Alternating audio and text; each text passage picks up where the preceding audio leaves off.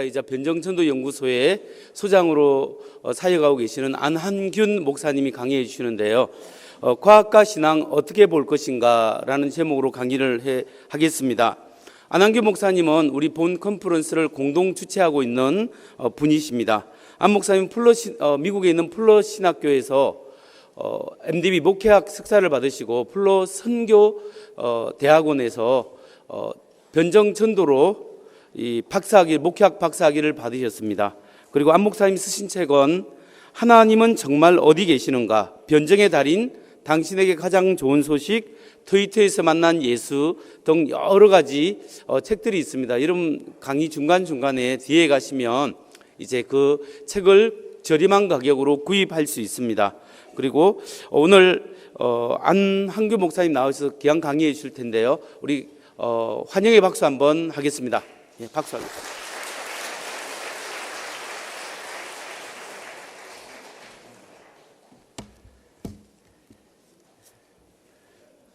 목사님과 제가 키가 비슷해서 이거 따로 조정을 안 해도 좋네요.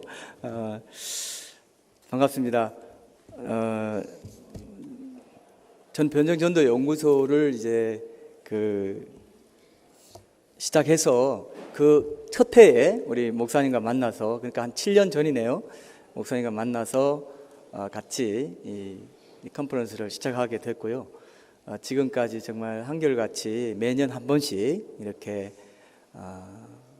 그때도 사실 전국에서 오셨어요. 근데 청주에 오니까 더 많은 분들이 이제 참여할 수 있는 기회가 된 것 같아서 너무 감사하게 생각합니다. 변정전도는 지금 주로 요즘 우리 한국에서 변정이 굉장히 낯설고 또 교회 안에 있는 분들이 질문은 있지만 대답을 얻지 못해서 교회를 떠나가는 경우도 있고 해서 저희가 이제 그런 분들을 위해서 대답하는 책들을 이제 지금 내고 있고, 칠무칠답 전도지라든지 이제 소책자 전도지, 또 그 책을 통해서 그런 부분들을 좀 해소시켜 드리려고 사역을 하고 있거든요. 그래서 앞으로는 개교회의 가톨릭 모임이나 이런 것들을 좀 더 상설화하는 그런 어떤 운동을 좀 해서 질문이 있는 분들은 대답해 주면서 목회하시고 또 전도할 수 있는 그런 환경을 지금 만들려고 준비 중에 있습니다. 그래서 여기 오신 분들, 목회자님들도 많이 계실 텐데 나중에 제가 그런 부분들은 좀 더 자세히 설명하는 그런 기회가 있을 것 같습니다. 세미나나 여러 경로를 통해서요. 이 사역을 위해서 또 기도해 주시면 감사하겠습니다. 제가 첫 강의를 시작할게요. 지금 나오나요? 저 PPT가 나오나요? 파워포인트? 예. 과학과 신앙 어떻게 볼 것인가라는 제목으로 제가 말씀을 좀 같이 나누도록 하겠습니다. 프롤로그를 먼저 볼게요. 우주는 유한한가 무한한가 라는 이 질문이 사실 많더라고요. 제가 이제 설교를 한다거나 변증 설교를 한다거나 세미나 같은 걸 할 때 이런 걸 물어보면은 잘 모르시더라고요. 유한한지 무한한지. 여러분도 한번 제가 물어볼까요? 우주는 무한한가요? 유한한가요? 무유한이 같이 나오잖아요. 그죠? 그러면 이게 뮤한하다 뭐 이런 식으로 말해야 될 것 같은데, 유한한지 무한한지는 확실합니다. 확실해요. 기독교 신앙으로 볼 때는. 뭐냐면은 유한해요. 왜냐하면 논리적으로 무한한 것은 둘 이상 있을 수 있습니까? 없습니까? 무한한 게 나 무한한 존재인데 어떤 무한한 존재가 또 와서 나도 무한한데 너도 무한하니? 이렇게 말할 수 있나요? 이게 좀 어렵죠. 무한한 거는 논리상 이게 이제 변증인데요. 하나밖에 있을 수 없어요. 그래서 유일하신 무한하신 하나님이 온 우주를 창조하신 거죠. 이게 논리적으로는 맞다는 거죠. 그죠? 이해되시죠? 여기서부터 여러분들이 좀 수긍이 돼야 전도할 때도 이런 말을 우리가 활용할 수 있습니다. 그래서 무한한 거는 하나밖에 없는데 그럼 만약에 우주가 무한하다면은 우주를 만드신 하나님이 그 우주 속에 있어야 되잖아요. 그죠? 말이 안 되죠. 그래서 우주는 유한해요. 근데 왜 이렇게 무한해 보일까? 지금 저 그림이 뭐라고 생각되십니까, 여러분? 지금 저 그림이 뭘까요? 그냥 별 같아 보이지는 않죠, 그죠? 저게 뭐냐면은 은하계예요. 은하계가 저렇게 여러 개 있는 모습을 실제로 찍은 겁니다. 그 허블 망원경, 아주 특별한 망원경으로 이렇게 찍은 건데요. 저게 지금 은하계인데 저 안에 1000억 개의 별들이 있어요. 그리고 우주는 그러니까 1000억 개의 별들이 모여서 저 작은 저 한 은하계를 이루고 그 은하계 1000억 개 이상이 모여서 우주를 이루고 있어요. 별로 놀라지도 않으시네요, 여러분. 1000억 개 이상의 별들이 모여서 한 은하계를 이루고 있고요. 그 은하계가 1000억 개 이상 모여서 우주를 이루고 있는 거예요. 그러니까 굉장히 넓은 거죠. 그래서 제가 말로 하면 여러분들이 실감을 못 하실까봐 영상을 준비해 왔습니다. 영상을 한번 보시고 그 내용들 좀 더 이어가 보도록 하겠습니다.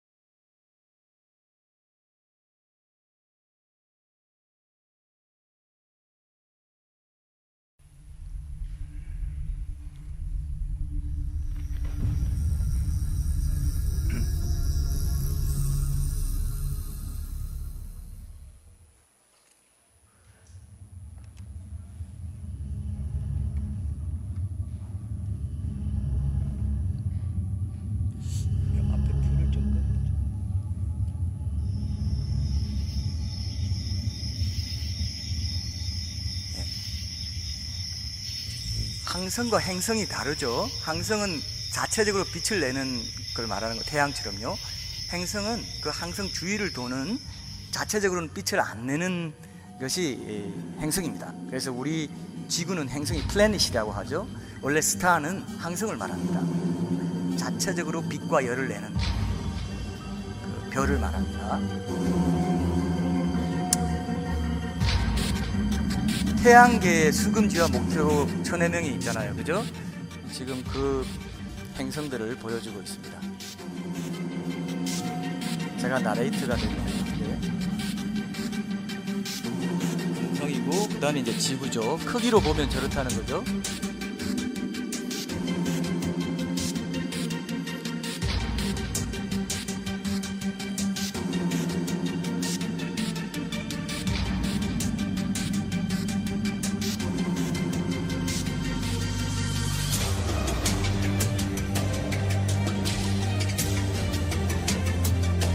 청항성, 호성,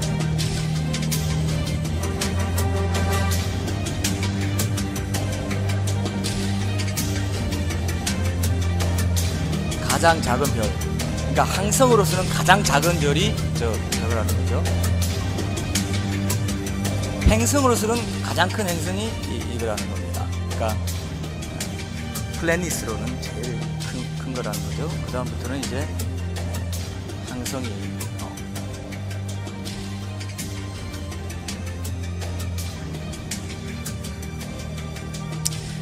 굉장히 크죠. 지금 갈수록 더 큰 별들이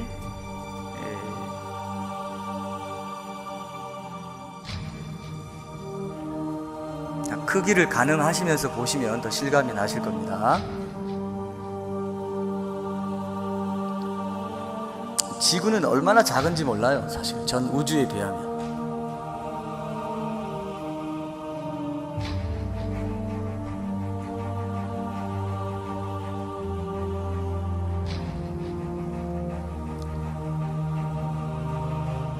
저런 별들이 빛과 열을 내는 이유가 핵 융합 반응을 하기 때문이라고 합니다. 그래서 자, 여기서부터 이제 저 위에는 크기를 말하죠.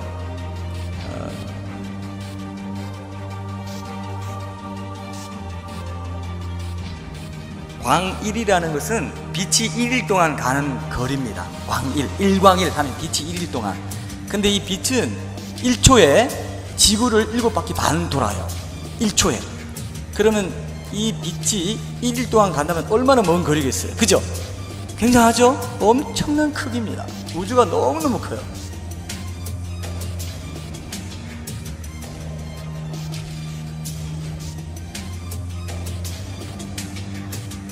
일광년은 빛이 1년 동안 가는 거리를 말합니다.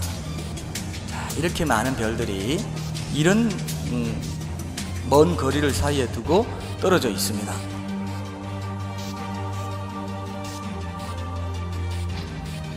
수십억 개의 행성이 있다고, 항성이 있다고 되어 있죠.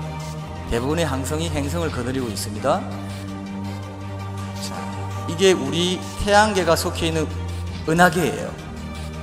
그것만도 이렇게 큰데요. 자, 보세요. 아까 우리가 본 사진이 나옵니다. 이제 이게 은하계 하나예요. 그냥 하나예요. 근데 이런 은하계가 우리 은하입니다. 1000억 개 이상 있는 곳이 우주입니다. 얼마나 넓습니까, 여러분? 안드로메다 은하가 있죠. 멀리서 보면 작은 별로 보여요. 저런 은하가요.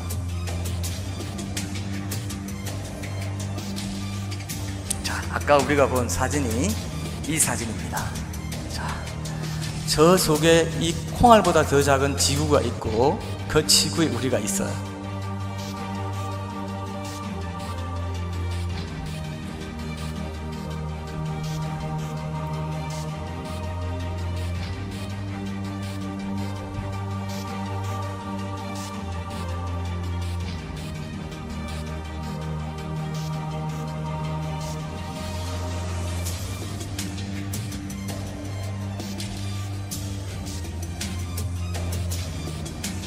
굉장하죠? 100만 광년.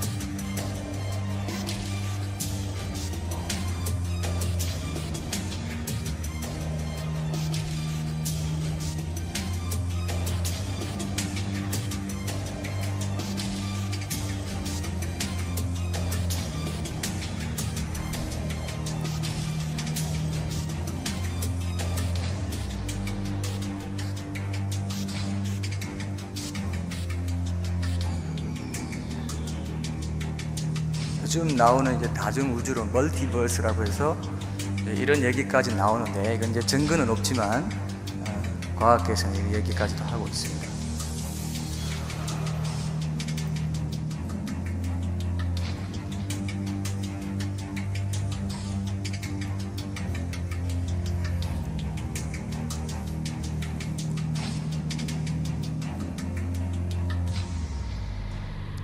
자, 여기까지 보겠습니다. 자, 여러분 어떠세요? 그래도 별로 실감이 아직 안 나십니까? 정말 대단하죠. 근데 이 무한해 보이는 우주를 만든 창조주는 유일하고도 무한한 존재라고 했잖아요. 근데 왜 우주가 이렇게 무한해 보일 만큼 넓으냐? 이걸 성경적으로 여러분 확인하시면요, 여러분 정말 하나님은 놀랍다라고 말할 수도 없을 만큼 놀라운 분이시다. 어떤가 한번 보실까요? 로마서 1장 20절에 보면은 창세로부터 그의 보이지 아니하는 것들, 곧 그의 영원하신 능력과 신성이 그가 만드신 만물에 분명히 보여 알려졌나니 그러므로 그들이 핑계하지 못할지니라. 이렇게 되어 있습니다. 이게 뭐냐면요, 하나님이 만드신 만물, 특히 우주, 거기에 그의 영원하신 능력과 신성이 드러나 있는데, 이거를 보면은, 그러니까 우주가 왜 이렇게 무한해 보일 만큼 넓으냐 하면은 하나님의 신성 가운데 어떤 신성이 있다는 걸까요? 무한하신 신성을 말하는 거죠. 하나님의 그 무한하심을 하나님이 우주에 그냥 한번 튕겨서 보여주신 거예요. 이해되시죠? 그죠? 이걸 실감하셔야 오늘 이후에 이어지는 이 강의들을 우리가 정말 실감나게 들으실 수 있을 거라고 생각합니다. 제가 예전에 그 횡성에 천문대를 갔었는데, 그 천문대 소장님이 이제 이런 여러 가지를 이제 우주 사진들을 실제로 보여주시면서, 여러분 이 별들이, 이 우주의 별들이 얼마나 많으냐 하면은 이 지구상에 있는 모든 해변의 모래알 수보다 많다고 하더라고요. 그것도 실감 안 나시죠? 모래알이 얼마나 많겠어요? 근데 우주의 별들이 지구보다 훨씬 더 큰 별들이 모래알보다 더 많다면은 얼마나 많은 거겠어요, 여러분? 엄청난 거죠. 그러면 왜 하나님이 이렇게 많은 별들을 만드시고 이렇게 우주 경영자라고 했을 때 너무너무 비효율적으로 우주를 경영하시는 것 같지 않습니까, 여러분? 그렇죠? 왜 이렇게 비효율적으로 우주를 만드셨을까요?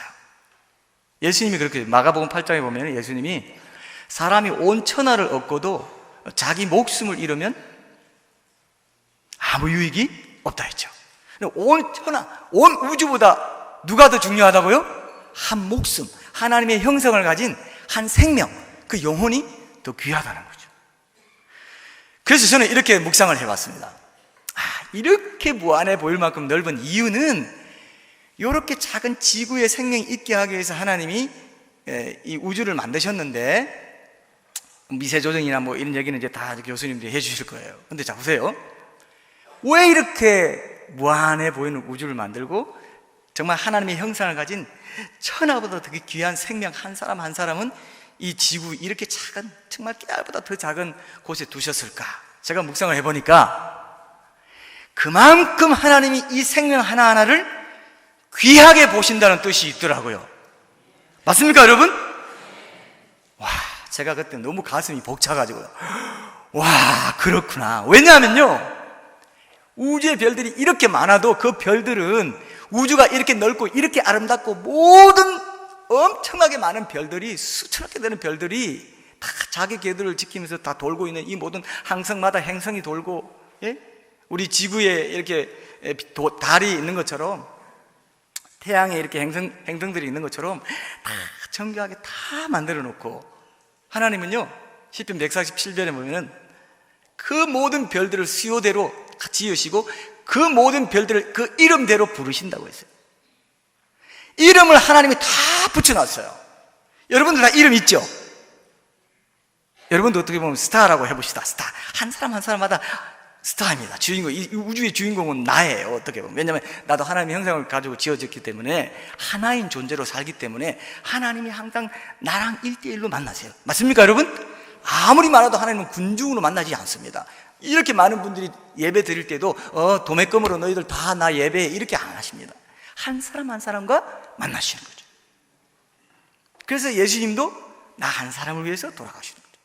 한 사람 한 사람이 인류가 되는 거니까요. 내가 빠지면 모든 인류가 안 되는 거죠. 모든 인류를 위해서 돌아가셨다는 것은 반드시 나 한 사람이 들어있죠. 들어있죠, 여러분. 나 빠지면 모든 인류 아니에요.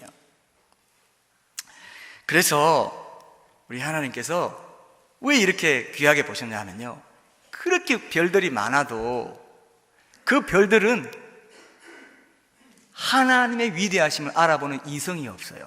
하나님의 형상은 지성, 감정, 의지거든요. 지성으로 생각해서 우와, 이렇게 넓어?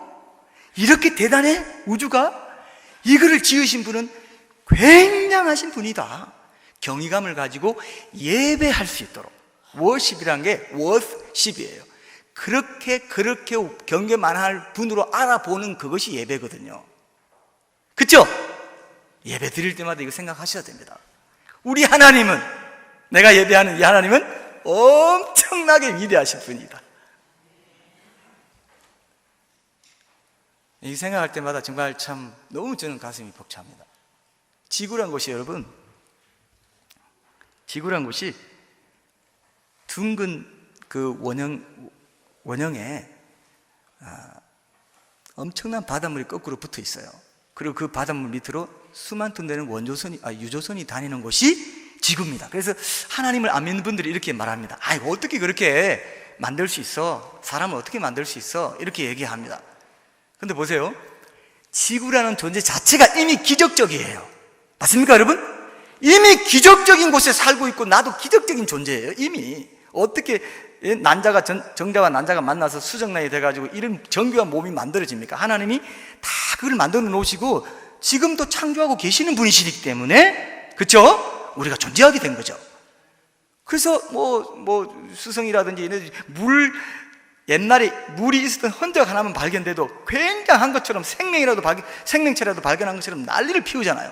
근데 여러분, 지금 우리가 보는 이 컵이라든지 물이라든지 커피라든지 이런 마이크, TV, 동식물, 모든 거, 온 우주 그 수천억 개 되는 그 별들에서는요, 찾아볼 수 없는, 현재로서는 더 있을 거라고 또 가정을 하시는 분들은 있지만, 현재로서는 어떻게 지구에만 이 총천년색 컬러풀한 이 지구라는 별에만 생명체가 살고 온갖 광물이 다 있고, 광물질에다가 달에 가면 퍼석퍼석한 이 먼지밖에 없는데 이런 단단한 금이라든지 은이라든지 철이라든지 다이아몬드라든지 이런 게 있고 온갖 아름다운 것이 다 있느냐? 특별 창조가 아니고는 있을 수 없다. 동의하세요? 여러분, 지금쯤은 가슴이 벅차야 되는데요, 어떻습니까? 우리 하나님이 그런 분이구나. 창조주 하나님을 증거하는 게 오늘 이 시간이거든요. 그죠? 과학적으로도 맞고 성경적으로 맞고 신학적으로도 창조주 하나님은 유일하신 무한하신 하나님 한 분 계셔야 된다, 이거거든요. 그죠? 이게 엄청난 거예요.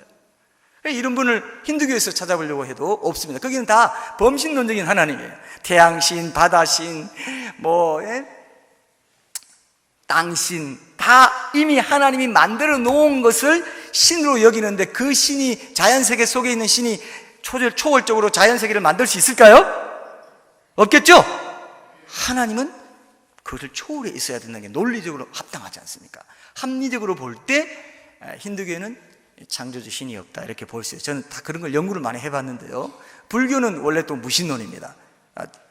힌두교가 가지고 있는, 인도 사회에서 힌두교가 가지고 있는 여러 가지 폐해들을 보고 이건 정말 미신적이다 이렇게 생각하고 아주 똑똑하게 그 석가라는 분이, 사실 우리 개신교로 보면 루트 같은 그런 굉장히 위대한 인물입니다. 저도 인간적으로는 이렇게 존경할 만한 인물이에요. 근데 신을 믿지 않았습니다. 그런 신은 아니고 내가 해탈해가지고 내 안에 있는 신성을 발견하고 내가 어떻게 보면은 이 고통이나 이 모든 것, 존재에 대한 이런 모든 것들 무존재가 되는 그렇게 되면은 이미 그런 단계에 올라서는 것이다. 이렇게 가르친 거예요. 근데 대승불교로 오면서 이제 사람들이 다 이렇게 그 산속에 들어가서 제가 수행자로 이렇게 할 수도 있는데 산속에 들어가야만 또 불교를 배울 수 있느냐? 이렇게 해서 이제 대승불교 대중화시키려고 기독교의 영향을 받고 2세기 정도부터 이 대승불교가 나왔어요. 그래서 우리도 하나님 믿는 걸로 하자.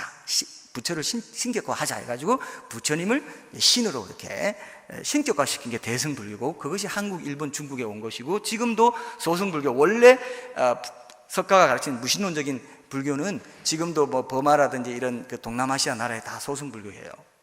이해되십니까? 지금 한국에 들어와 있는 불교는 진짜 불교예요? 아니면은 변형된 불교입니까? 변형된 불교예요. 근데 기독교도 잘못하면은 그런 변형된 불교를 믿다가 기독교로 오면은 마치 부처님께 그냥 공양하듯이 그렇게 할 수가 있죠. 무속적인 신앙으로 얼마든지 기복적으로 기독교를 믿을 수가 있습니다. 근데 기독교의 하나님은 타의 추종을 불허하는 분이에요. 비교 자체가 불가능한 분입니다. 여러분 이제 나중에 그걸 보시게 될 겁니다. 우리가 지금 이렇게 교회에 나와 있다는 게요, 얼마나 큰 축복인지 모릅니다, 여러분. 200년 전, 100년 전에 이렇게 왔잖아요. 예수님이 이 천국 복음이 모든 민족에게 정언되기 위하여 온 세상에 전파되리니 그제야 끝이 오리라 한 대로, 그때 그 시골 깡촌에서 제자 몇 명 데리고 다니면서, 옛날로 말라 하면 뭐 로마 제국에서 볼 때는 그냥 마술사로 그러니까 취급받았어요. 그냥 뭐 기적도 좀 일으키고 뭐 그냥 그런 존재였는데, 그런 분이 내가 이제 십자가 지고 부활하고 나서 이제 성령의 능력으로 모든 이제 민족에게 복음이 전해지게 되는데, 그렇게 될 날이 온다, 너희들 믿고 열심히 복음 전해라 했는데, 그 말대로 됐습니까? 안 됐습니까? 됐잖아요. 로마 제국이 정복당하고 서양사는 그 교회사고, 요즘 이제 다음 주에 수능이 있는데 수능 시험에 세계사는 다 교회사예요. 그리고 계속 서진해가지고 이제 한국까지 복음이 왔잖아요. 이제 끝이 다 돼가니까 모든 민족에게 지금 복음이 거의 다 전해지고 있죠. 역사죠. 이런 종교가 없어요. 파스칼이 그렇게 씁니다. 진짜 다이아몬드가 꼭 하나 있기 때문에 가짜 다이아몬드들이 있다고요. 진짜 종교가 꼭 하나 있기 때문에 비슷한 것들이 있는 거예요. 다른 건 다 사람이 만든 종교고, 이것만이, 기독교만이 하나님이 만드신 거예요. 그러니까 기독교의 저자도 하나님이시고 자연세계의 저자도 하나님이신 종교가 유일하게 기독교밖에 없다는 겁니다. 성경밖에 없다는 겁니다. 그래서 가수 박진영 씨가요, 자기가 신을 찾고 싶은데 어디 신이 있을까 해서 종교를 딱 비교하면서 쫙 찾아봤대요. 그랬더니 어떤 종교 경전이든 간에 제일 처음에 신이 이 세상을 만들었다고 딱 선포를 하고, 그런 신이 이런 존재라고 합리적으로 논리적으로 일관성 있게 얘기하고 있는 종교는 기독교밖에 없더라, 성경밖에 없더라는 걸 자기가 발견했대요. 그래가지고 성경을 택해가지고 예루살렘까지 가가지고 열심히 탐구하고 뭐 해서 뭐 그런 과정을 이제 거쳤다고 하는데, 이제 구원파적인 그런 구원관이 있기 때문에 우리가 이제 그 비판적으로 보지만, 그렇게 일반인에서 하나님을 만나기 위해서 찾다가 기독교가 진짜구나 알게 됐다는 것까지는 인상적이죠? 굉장히 인상적이죠. 여러분, 꼭 기억하십시오. 과학자들, 무신론적인 과학자들, 자연주의로 이렇게 과학하시는 분들은 이제 본론으로 들어가는데요, 우연을 신으로 믿고 있습니다. 근데 우연이란 것은 아무 능력도 실체도 없는 거거든요. 제가 예를 들기 좋아하는 것 중에 하나가, 우연이란 게 어떤 거냐 하면요, 내가 이제 동전을 던져가지고 10번 던지는데 9번 던졌는데 앞면만 나왔어요. 그러면 10번째 던질 때 그동안 9번 다 앞면이 나왔으니까 뭔가 우연히 10번째 던질 때 앞면이 나올 확률이 더 많을 것 같은 느낌이 드십니까? 속았죠? 네, 하신 분들은. 똑같이 50%죠? 우연히 어떤 역할을 해요, 안 해요? 우연히 더 나올 확률이 있어요, 없어요? 아무것도 안 해요. 우연이라는 것은 아무런 실체도 없고 능력도 없고 아무 에너지도 없고 영향력을 끼칠 수 없는 겁니다. 수억만 년 동안 두어도 우연히는 어떤 것도 안 생기는 거예요. 맞습니까, 여러분? 논리적으로는 적어도 그렇다는 거죠. 그죠? 근데 우연히 뭐 세포가 아미노산, 몸에 세포의 성분을 구성하는 아미노산이 생기면 그거 오래 수억만 년 동안 있으면 우연히 뭔가 더 발전된 뭐가 생기고, 그 다음에 뭐 생겼다가 심장이 생겼다가 거기에 뭐 핏줄이 붙고 그 다음에 손가락이 붙고 눈도 생기고 하가 된 거야 라고 믿고 있습니다. 지금 과학계가. 여기에 대해서 어떻게 생각하십니까? 완전히 초월적이고 완전히 이성적이고 지성적인 존재가, 전지전능한 분이 만들었다는 것과 계획적으로 만들었다는 것과, 나를 보니까 그 창조주의 존재를 알 수 있죠. 그 만드신 모든 만물에 그의 신성과 능력을 심어놨다고 했어요. 보여줄 수 있도록. 그래서 핑계하지 못한다. 보세요. 핑계하지 못한다. 나를 보니까 하나님이 어떤 분인지를 알 수 있지 않습니까? 그러니까 C.S. 루이스가 그런 말을 했습니다. 우리 자연에 있는 나 밖에 있는 것은 우리가 과학적으로 탐구할 수 있지만은, 그래서 그 자연에 탐구할 수 있고, 또 그 자연은 그 자연 속에 들어가서 그 무슨 생각을 하는지 모르지만, 나는 하나님의 피조물인 나는 내가 어떤 존재인지 생각하고 내가 사랑하고 느끼고 감정을 가지고 이런 존재로 있다는 것을 알고 있다는 건, 이거는 굉장히 특별한 거다. 내가 어떤 존재인지를 아는 것을 통해서 하나님이 어떤 존재인지를 우리는 느낄 수 있다, 감지할 수 있다, 이렇게 얘기했어요. 맞습니까 여러분? 나는 내 속을 들여다볼 수 있죠? 내가 감정적으로 또 이성적으로 생각하고 논리적으로 생각하고 합리적으로 생각하는 존재라는 거 이해되시죠? 그렇게 하나님도 합리적인 분이지 우연히 됐다, 적당히 그런 거야 하고 그냥 넘어가시는 분이 아니라는 것입니다. 그래서 여러분, 우리가 중요하게 생각해야 될 게 과학과 과학주의가 왜 다른지를 볼 필요가 있다는 것입니다. 과학이라는 것 자체가 자연세계를 하나님이 만드신 분이시기 때문에 자연세계를 탐구할수록 하나님의 성품을 발견하게 되고 하나님의 질서정연하심과 하나님의 지식과 하나님의 지혜를 발견하게 돼요. 하나님이 말씀으로 만들었다고 했을 때 이 말이란 것은, 많은 사람들이 말로 만들었다고 하기 때문에 이 기독교를 안 믿습니다. 굉장히 많은 사람들이. 어떻게 말로 해나와라 달라와라 뚝딱 할 수 있어? 이렇게 생각하죠. 그죠? 말로 만들었다는 걸 엄청난 의미가 있습니다. 말이란 것은 여러분 우연이 아니에요. 말이란 것은 여러분 논리성이 있어야 되고 그리고 표현이 돼야 되고, 그러면서 존재성은 의미를 갖습니다. 그래서 뭐 내가 어디에 간다, 내가 청주는 경기도에 속해 있다, 이거 말 됩니까? 청주는 경기도에 속해 있다 말 됩니까? 말 안 되죠. 왜 말 안 돼요? 논리가 안 맞고 사실과 맞지 않죠. 표현이, 그러니까 표현도 맞지 않고 의미를 안 갖게 돼요. 근데 말이란 것은 그래서 논리가 있어야 되고 표현이 있어야 되고 그래서 의미를 갖습니다. 근데 이 모든, 나를 이제 피조물로 생각합시다. 나를 말로 만들었어요. 말씀으로.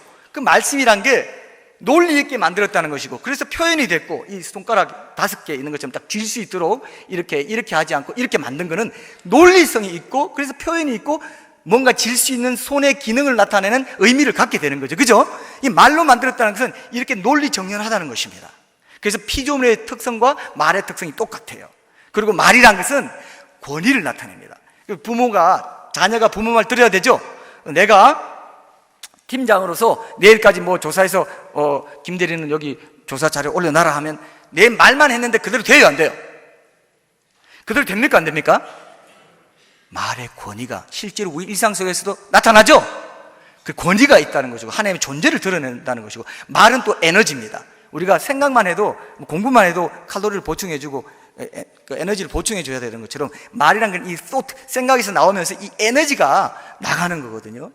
하나님의 그 능력, 지혜, 지식이 말씀의 능력으로 오래전부터, 하나님 영원전부터 계획하신 그 모든 창조의 그 내용들을 성경에 있는 대로는 6일 동안 적용하신 거예요. 모든 설계들 그대로 다 적용하셔서 짧은 시간으로 보지만 하나님은 무한한 지혜로 계획하시고 적용하신 거예요. 그래서 지금 모든 만물은 에너지의 다른 형태라고 합니다. 그러니까 말은 모든 면에서 논리적으로 말 말고는 뭐로 짓겠냐 했을 때, 성경에 보면요, 말씀으로 지었다 해놓고 그 잠언이나 시편에 보면 그 정확하게 말씀에 대신 어떤 말이 나오냐면은 지혜와 지식이 나와요. 그래서 모든 만물을 보면, 와, 근데 과학자들이 여러분 연구하는 게 뭔지 아세요? 과학자들이 모든 자연세계를 보면서, 와, 이런 법칙이 있어? 이렇게 설계가 잘 돼 있고 이렇게 질서가 있어? 원자가 제일 작은 줄 알았더니 그렇게 쿼크가 있고 뭐 글루온 해가지고 다 연결돼 있고 이 전자의 세계를 보면서 양자 역학이 나오고 뭐 엄청난 지금 과학이 발전한 이유는 하나님이 그렇게 자연 세계 속에 심어준 대로 빛이 이제 파동과 입자 활동이 이제 같이 이루어진다는 또 발견하게 되면서 하나님이 주권적으로 역사하시지만 인간의 자유의지도 함께 사용하셔서 아주 조합을 해가지고 결합해가지고 역사하시는 것도 하나님의 성품, 그 신성과 능력이 이 빛의 활동에도 나타나 있을 만큼, 그러니까 기독교적으로 보면요, 그 모든 것이 해석이 될 수 있는 아주 놀라운 세계가 있는데도 과학자들이, 무신론자들이 많기 때문에 그냥 이 우리가 이 법칙을 많이 이제 발견해내면 신의 존재의 가능성도 우리가 무시할 수 있다 이렇게 생각해요. 왜냐하면 옛날 사람들은 천둥이 치면은 신이 노했나 보다. 아이고, 우리가 더 잘 살아야지. 이렇게 생각했어요. 근데 지금은 천둥, 그거 과학적으로 이런 현상이고, 다 우리가 개발해냈어. 우리가 다 알아내서 이제 신이 있을 자리는 없어. 그러니까 과학이 발달하면 무신론을 입증할 수 있어. 이게 과학주의예요.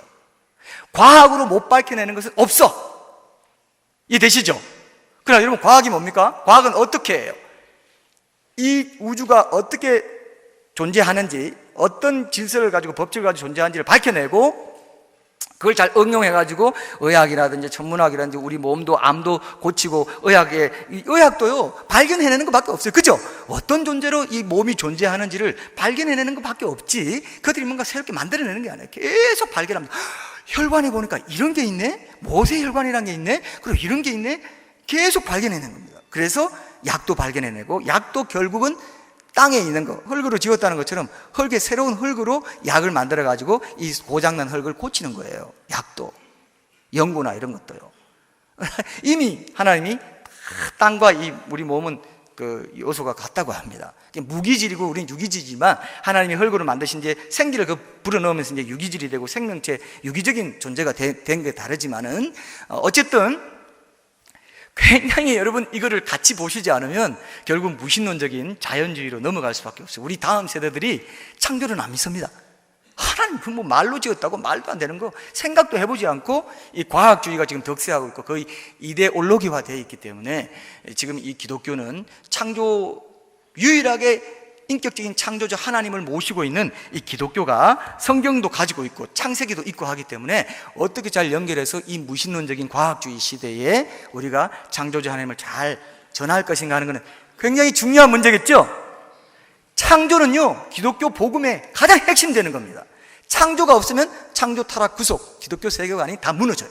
창조주 하나님이 분명하게 세워질 때 그 이후에 모든 예수님의 복음도 다 연결됩니다. 이해되시죠? 그죠? 그래서 우리 오늘 이 컨퍼런스를 통해서 여러분들이 그 부분을 확실하게 어떻게 보면 서론적인 이제 그 강의처럼 됐는데요. 그 부분 확실하게 붙잡으시면 굉장히 큰 유익이 있으리라 생각합니다. 이건요, 여러분 죽고 사는 문제입니다. 기독교는 단순한 종교의 하나가 아니에요. 기독교도 조직을 갖춰가지고 인류 역사 속에 전달돼야 되고 어떤 전통을 가져야 되고 이런 유형적인 교회도 또 있어야 되고 하니까 종교의 외형을 빌렸다는 것 뿐이지 정말 찾고자 하는 자에게는 하나님이 기독교를 종교로 드러내시지 않고요 내가 여기서 나왔구나 하나님이 여기 계시는구나 근데 그 하나님이 사람이 되어 오신 분이 예수라는 분이구나 자다가도 벌떡 일어날 일이 아닙니까 여러분? 그렇게 무한하신 엄청난 수천억 개 별을 만드시고 수요대로 다 아시고 너 별 어디 있고 너 별 야 아리우스 이리 와 뭐 텔리케 이리 와 우리는 이름도 모르고 아무도 근데 여러분 이름 모르시겠어요? 하나님 여러분 각자 이름 모르실까요? 다 아시죠? 완전히 태어날 때부터 죽을 때까지 모든 걸 다 아세요. 시간 밖에 계신 분이기 때문에 하나님 이미 지난 것을 다시 찾으세요. 여러분들의 모든 죄를 현재처럼 다 집어냅니다. 어릴 때부터 지은 죄. 그래서 심판이가 모든 사람을 왜 어떻게 다 심판할 수 있냐? 하나님 무한하신 분이니까 모든 걸 현재로 보시기 때문에 영원한 현재에 계신다고 이제 신학자들 표현하기도 하고 뭐 그렇지 않다. 하나님도 시간 속에 제한 받는다. 이렇게 지금 뭐 여러 가지 신학이 나오고 있지만요. 하나님은요 현재처럼 딱 모든 걸 하나님은요 모든 걸 왜냐하면 태초에 하나님 천지를 창조하시니라 그때 태초가 시간 만드신 거거든요. 천지, 스페이스 그 공간을 만드신 거예요. 그 다음에 모든 땅, 모든 광물들, 모든 별들을 그때 만드셨어요. 그래서 태초에 하나님 천지를 창조하시는 시간, 공간, 물질, 우주의 3요소가 그때 다 만들어져요. 창세기 1장 1절에 모든 게 끝났어요. 태초, 시간도 피조물의 하나입니다. 물리적인 속성을 가지고 있어요. 그래서 여러분, 지구 자전 주기 때문에 24시간 있죠. 그다음 공전 주기 때문에 365일 있고 1년이 가고 2년이 가고, 우리는 시간 속에 있기 때문에 시간이 절대적인 것 같지만 시간은 절대적인 거 아니에요. 이제 우리가 영혼 세계 속에 들어가면요, 천국 가든 지옥 가든 가면요, 지옥에 딱 떨어지는 순간 영원이구나 걸 알게 돼요. 이제 시간 속에만 있던 우리가 영원한 존재가 됐을 때 느끼는 것은 엄청난 변화일 거예요. 상상할 수 없습니다. 여러분. 시간도 피조물이라는 걸 생각해 봐요. 하나님이 얼마나 그 위대하신 분이 사람의 몸을 입고, 그것도 깨알보다 더 작은 지구에, 그것도 나처럼 이렇게 작은 티끌보다 더 작은 나와 똑같은 몸을 입고 와가지고 나랑 딱 바꿔치기 한 거예요. 너 뭐든지 짊어지고 내가 죽는다. 너를 사랑하기 때문에.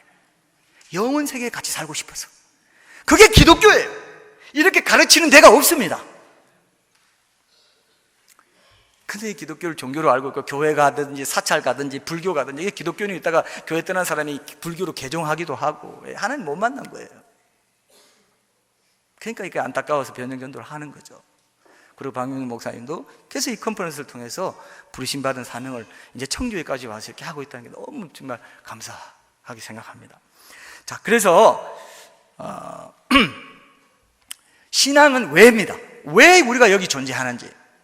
과학은 어떻게 해요? 근데 기독교 신앙은 왜고 우리 사람이 왜 여기 존재하게 되는지, 이런 의미를 찾는 것인데, 더 중요한 건 뭐냐면요, 창조자 하나님을 모시고 있는 기독교는 뭘까지 성경을 통해서 얘기할 수 있냐면은, 왜 자연 법칙이 그렇게 정교한가? 그래, 과학자들이 자연 법칙 자체가 정교한 것도 너무 신기한데, 이 법칙이 매일 매순간 정확하게 돌아가는 것은 더 이해할 수가 없다는 거예요. 어떻게 이렇게 정확하게 돌아가지? 왜 그럴까요? 하나님이 성실하시고 합리적이시고 정확무오하신 분이기 때문에 한번 세워둔 법칙은 어떻습니까? 정확히 돌아가죠? 그 신성을 보여주는 거예요. 그러니까 과학자들은 이건 이해할 수가 없다. 법칙이 이렇게 정교하게 만들어진 것도 너무 희한하고, 몸도 이렇게 정교하게 지어진 것도 너무 희한하거니와, 내 과학 이런 거 보면 뇌가요, 우주 축소판이에요. 얼마나 복잡하게 돼 있는지요. 내가 우주예요. 소우주예요. 하나님 그렇게 만드셨어요. 맞습니까, 여러분? 놀랍다는 거죠. 놀랍다는 거죠. 근데 어떻게 그대로 돌아가냐, 이거. 밥을 먹으면 여기서 하고 뭐 가져와가지고 위에서 뭐 엎어놓고 뭐 나오고, 항상. 그래서 하나님은요, 기적적으로도 초월적으로도 일하시지만은 우리 신앙생활 속에서도 초월성과 내재성을 얘기합니다. 우리 신앙생활 속에서도요, 우리가 밥 벌어 먹기 위해서 일해야 돼요. 하나님, 오병이어 기적처럼 난 날마다 기적적으로 초월적으로 역사하시면 안 돼요? 하나님 그래 주실까요? 아니에요. 항상 성실하게 일하고, 일상 속에 일하고, 일상 속에 성실하게 내 일을 감당하고, 인간관계 속에서도 최선을 다해서 내가 지금 이 땅에 있는 사회성적인 어떤 모든 부분들, 법을 지켜야 될 교통법규라든지 모든 거 다 지키면서 살라고 하셨죠? 얼마나 합리적이고 위대하신 분입니다. 그러나 때로는 기도했을 때 기적적으로 역사하십니까? 안 하십니까? 하세요. 법칙을 만드신 분이기 때문에 법칙도 때로는 초월해서 자녀를 살피시는 것도 분명히 있는 좋으신 아버지 하나님 거죠. 그러니까 그 창조자 하나님 우리가 아버지를 두고 있다는 건 굉장한 거죠. 그래서 기독교 신앙은 법칙이 왜 있을까? 어떻게 돌아가지? 하나님이 계시기 때문에 그렇습니다. 이렇게 말해줄 수 있는 거예요. 그죠? 왜 대답해 줄 수 있어요? 과학의 세계를 탐구하는 학문으로 철저한 이론과 검증으로 이루어집니다. 그런데 그리스도인은 과학을 적대시하지 않습니다. 존중하고 너무 귀하게 생각합니다. 다만 뭐를 문제시하느냐? 과학주의예요. 과학이 세상의 전부고 과학으로 증명할 수 없는 것은 없다라고 하면서 무신론까지도 우리는 증명해낼 수 있어. 이제 빈틈 없애버릴 수 있어. 빈틈의 신. 이제 우리를 농락할 수 없고 이제 미신의 시대는 지났고 이성으로 모든 것은 다 검증이 가능해. 이렇게 교만하게 얘기하는 것. 무신론적인 자연주의, 과학주의, 방법론적인 자연주의, 이런 것들을 우리가 반대하는 거예요. 과학의 영역을 벗어난 무신론적인 자연주의 세계관. 이건 하나의 철학이고, 과학 철학, 하여튼 영인상학적인 철학으로 넘어간 것이지 순수한 과학은 아니다는 것이죠. 맞습니까, 여러분? 순수한 과학은 충분히 하나님의 질서를 드러낼 수 있고, 우리가 그 과학의 그런 어떤 발견물을 통해서 하나님의 위대하심과 그 정교하심과 그 풍성하심을 우리가 누릴 수 있는 거죠. 과학은, 그죠? 과학은 아주 좋은 것입니다. 과학 자체는 중립적으로 본다면. 과학주의가 낳은 폐해가 이제 이 시대에 위협받는 성경 창조신앙인데, 제가 이거는 영상은 제가 넘어가겠습니다. 지구 나이는 46억 년인가 6천 년인가 이런 얘기도 이제 지금 나오고 있죠. 근데 성경을 보면은 성경을 보면은 지금 이건 제가 넘어갈게요. 그 박성진 벤처기업부 장관 후보자의 청문회를 제가 잠깐 보여드린 건데, 지금 과학과 기독교 신앙이 이제 양립할 수 있는가 이런 부분과 놓고도 밖에서는 논란이 많이 됩니다. 자, 제가 이제 요 뒷부분은 이런 요약해 놓은 것이기 때문에 이제 금방 제가 설명해 드리면 여러분 아실 겁니다. 하나님은 성경의 저자인 동시에 자연의 저자라고 했죠. 제가 앞에 당겨서 한 부분들이 있으니까 잘 보시면 됩니다. 네가 하늘의 궤도를 아느냐? 하늘로 하여금 그 법칙을 땅에 베풀게 하겠느냐? 욥기 38장 33절에 있는 말씀인데, 하나님이 이미 법칙을 천문학적으로나 모든 면에서 베풀었다는 겁니다. 성경에 이런 내용들이 있다는 거죠. 그래서 과학자들은, 크리스천 과학자들은 이런 부분들을 또 중시해서 연구하기도 하고 그러죠. 자, 과학과 기독교 신앙은 상호 배타적인 관계인가? 세 가지 입장이 있는데 그 입장을 한번 보겠습니다. 갈릴레이가 지구 중심적인 세계관과 지동성의 충돌, 처음에 교회가 천동설을 믿었죠. 그러다가 이제 갈릴레이가 종교 재판을 받으면서 자기는 지동설을 발견했는데 교회가 그렇게 믿으라고 하니까 그렇게 인정하지만 그래도 지구는 돈다 한 말로 유명합니다. 그래서 이 기독교 신앙이 이제 그 과학자들이 좀 불신을 받은 게 바로 그 천동설, 지동설 문제였어요. 역사적으로 보면은. 그래서 지동설을 발견하면서부터 태양이 지구 주위를 돈다고 생각했던 것이 잘못되지 않았냐, 성경도 잘못되지 않았냐, 이런 식으로 이제 얘기를 한 거예요. 성경에도 태양이 뜬다 이런 표현이 있는데, 그거는 이제 그 당시 고대 문화나 그런 문학적인 이런 기법을 통해서 얘기한 것이지, 그 과학적으로 보면 안 되는 부분도 또 성경에 있거든요. 이런 부분도 우리가 좀 더 이제 연구할 필요가 있습니다. 성경적인 유신론과 무신론적인 자연주의 간의 세계관적인 대립을 하면서 이제 상호 배타적인 관계가 됐다는 것입니다. 창조론과 진화론의 대격돌이죠. 좀 더 자세한 내용은 그 강의 안에 다 있습니다. 그래서 제가 전해드릴 때는 핵심적인 거, 이런 것들을 제가 전해드리려고 짧게 말씀드립니다. 과학과 기독교 신앙의 탐구 대상이 서로 이제 다르다고 보는 것입니다. 경험 가능한 사실, 팩트다. 기독교 신앙이 서로 독립적인 두 번째 관계는 독립적이다 이렇게 보는 분들은 경험 가능한 사실, 팩트냐, 아니면 가치와 도덕과 신앙인 페이스를 다루는 것이냐. 근데 과학과 기독교 신앙의 그 탐구 대상이 다르기 때문에 객관적인 사실, 주관적 신앙으로 이렇게 분리해서 이원론적으로 봐야 된다, 이런 입장도 또 그동안 인류 역사 속에 있었던 입장입니다. 그러니까 성경은 자연 세계에 대한 사실적이고 역사적인 진리와는 전혀 무관하다, 이런 입장이 이제 계몽주의 18세기부터 이런 입장이 이제 나온 겁니다. 지동설 이후부터. 그래서 도덕적이고도 종교적인 진리만을 담은 종교 경전의 하나로 취급되기 시작한 게 그때부터예요. 그전에는 신학자가 곧 과학자였어요.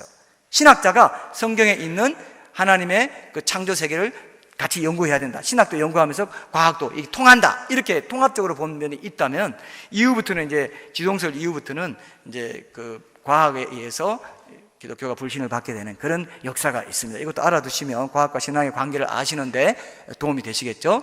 과학에도 과학자 개인의, 그러나 과학에도 과학자 개인의 주관적인 세계관이 작용하고요, 기독교 신앙에도 객관적인 역사적 사실이 중요해요. 그렇죠? 그래서 우리 신앙도, 그래서 그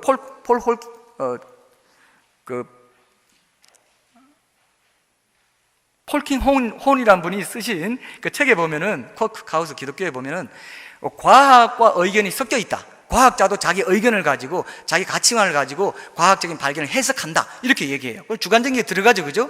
그리고 신앙도 주관적인 믿음만 다루는 게 아니에요. 신앙도 창조라든지 예수님의 죽음, 예수님의 역사성, 예수님의 부활 사건, 뭐 이런 건 다 역사적으로 객관적인 역사적 사실도 중시하는 것이기 때문에 완전히 독립적인 관계로만 있을 수 없다. 어떤 통합적인 면이 분명히 있다. 왜냐하면 자연의 저자, 성경의 저자가 곧 창조자 하나님 한 분이기 때문에 이렇게 봅니다. 자, 마지막 관계는 뭐냐면은 상호 보완적인 것인가. 과학과 신앙은 세상을 이해하는 일에 서로 보완적인 역할을 하는 협력자다, 이렇게 파트너라고 보는 거죠. 기독교 신앙은 과학을 어떻게 왜 해야 하는지에 대한 건전한 세계관적인 틀을 제공해 줄 수 있습니다. 분명히 이성적인, 지성적인, 전지전능한 어떤 인격적인 존재가 지었기 때문에 법칙이 있고 법칙이 정교하게 돌아가고, 아까 제가 다 말씀드렸죠. 앞에 제가 말씀드린 게 사실 오늘의 핵심입니다. 그것만 잘 들으시면 이 부분들은 이제 쉽게 이해하실 수가 있습니다.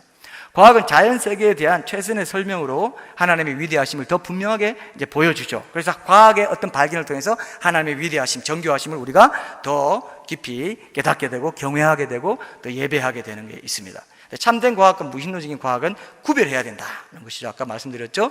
자연 세계를 정직하게 탐구한 결과로서의 과학을 긍정적으로 인정하고요. 우리도 그 다음에 이 세계를 더 온전히 이해하기 위해서 과학과 기독교 신앙 간의 대화를 모색할 수 있다는 입장이 상호 보완적인 관계예요. 그럼 이제 결론적으로 과학주의 시대에 어떻게 복음을 전할 것인가 했을 때, 과학이 탐구 대상으로 삼는 창조 세계는 성경과 기독교 신앙이 무대이기도 하기 때문에 성경을 문자적으로 해석해야 될 때 상징적으로 해석해서도 안 되고, 상징적으로 해석해야 될 때 문자적으로 해석해서도 안 된다는 것입니다. 그래서 성경에 보면은 인류 역사가 담겨있기 때문에 과학적인 사실과 전혀 무관한 책일 수가 없고, 특히 창세기 같은 경우에 그 진화론자들은, 또 유신 진화론자들도 시적인 책이고 신학적인 책이지 어떤 역사적인 사실을 담고 있지 않다고 그래요. 근데 그게 아닙니다. 역사적인 내러티브 속에 있는 모든 성경의 기록들은 문자적으로 먼저 읽고 그 다음에 다른 의미를 해석해야 되는데, 무조건 시적이다, 고대 근동 지역의 그 신화적인 세계관을 담고 있는 것이다, 이렇게 얘기합니다. 근데 성경에 보면은 굉장히 정교하게 기록되어 있어요. 창세기 1장만 해도요, 그 무에서 창조한 창조하다는, 만들다는 동사 히브리어가 빠라라고 해서 그게 다르고요. 그 다음에 아사는 뭐 준비된 재료를 갖고 창조하는 거, 궁창에서 이제 뭐 재료를 가지고 만드는 거. 그 다음에 하나님의 형상을 따서 인간을 만들었다고 할 때는 그 야차르라는 단어를 쓰면서 차별성 있게 기록하면서 모든 동식물 종류대로 만들고 인간도 하나님 형상대로 만들었다 해서 구별해서 얘기하고 있어요. 그러니까 동식물에서 인간이 나온 게 아니고, 진화론이 아니고 이제 창조 세계로 창조로 지어졌다는 것입니다. 그래서 성경에 기록된 하나님의 창조에 관한 진리들을 있는 그대로의 사실로 전달하되, 그렇기 때문에 주류과학계의 이론들을 잘 숙지하고 활용해서 균형 잡힌 성경적 창조론을 정립해 가야 된다는 것입니다. 그래서 기독교 복음은 아까도 말씀드렸죠. 제가 이제 다 말씀드린 내용인데요. 무한하신 창조자 하나님이자 인류의 구속자인 예수 그리스도의 유일성, 이것이 기독교 복음 전체거든요. 그죠? 예수님의 유일성, 예수님이 창조주 하나님 그 자신이라는 것에 대해서 여러분들이 깊이 각인하신다면, 예수님을 전할 때 단순히 기독교라는 종교의 창시자로 전하지 않고 창조주 하나님으로 전할 수 있는 지혜와 지식을 가진다면은, 우리가 이 종교다원주의 시대, 이 포스트 모던 시대에, 이 다원주의 시대에 예수님의 유일성, 기독교의 유일성, 성경의 유일성, 이런 것들을 분명히 드러내고, 오늘처럼 이렇게 과학으로도 성경은 충분히 합리적으로 설명될 수 있다는 것을 우리가 알릴 수 있게 되리라고 믿습니다. 감사합니다.